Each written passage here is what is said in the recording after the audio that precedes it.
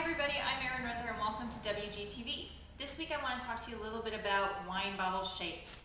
And I get asked quite often actually about the different shapes and what they mean, so I thought it was a great topic for us to cover this week.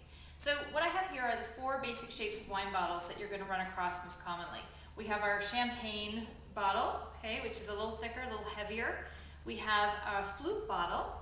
We also have what we refer to as the Bordeaux bottle with the squared off shoulders. Sometimes they can be a bit more square than this one is.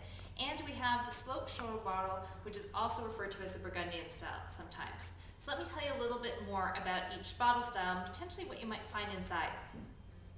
Now it's important to know that it wasn't until the late 70s that actually a bottle size was sort of mandated all across the planet in regards to that you can now find bottles at 750 milliliters, and this is the standard size of liquid volume that we put inside. But until that time, we had sort of standardized in different areas, in different places, in different countries, but everybody kind of did their own thing.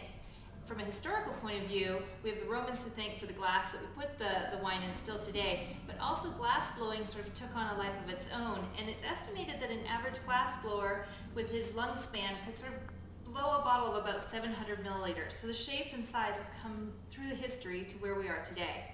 Now with a champagne bottle, what we have in here is it's specialized pressure glass. It's going to be able to hold the pressure inside. And one day we'll talk about how bottles exploded through history as they figured out how to keep the bubbles secure inside. But this punt on the bottom of the champagne bottle actually serves a purpose in helping to alleviate some of the pressure inside.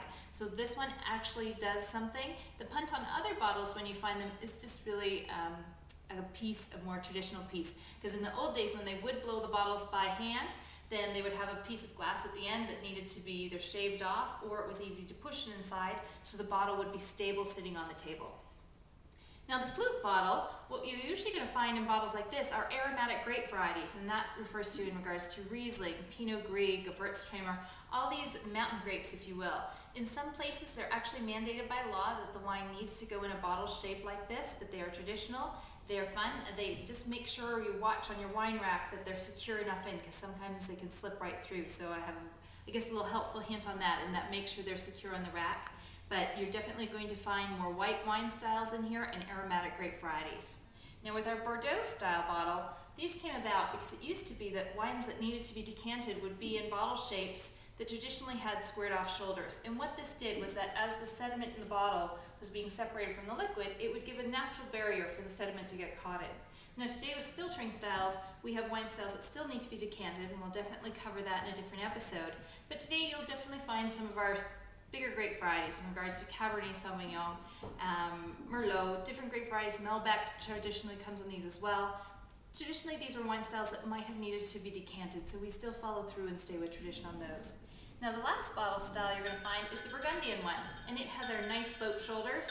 Traditionally the area of Burgundy in France took advantage of these bottle types, and we have our sloped shoulders. Generally these styles don't need to be decanted. They can be a little bit softer and lighter in color. So traditionally Chardonnay and Pinot Noir will come in these bottles. It's been embraced by other styles around the world as well, but these are kind of the main styles you're going to find.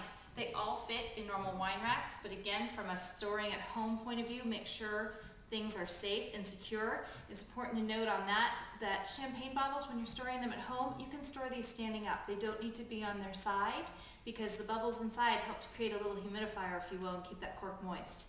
The other ones, when you're storing them, you're going to keep them on their side. It helps keep the cork moist. If it has a screw cap, it's not as important unless it is a style that is potentially going to throw some sediment, and then we'll leave it on its side. But these are the four main basic bottle styles you're going to find. Enjoy them, have some fun, take a look around, and I'll see you again next week. Have a good week, everybody. Cheers.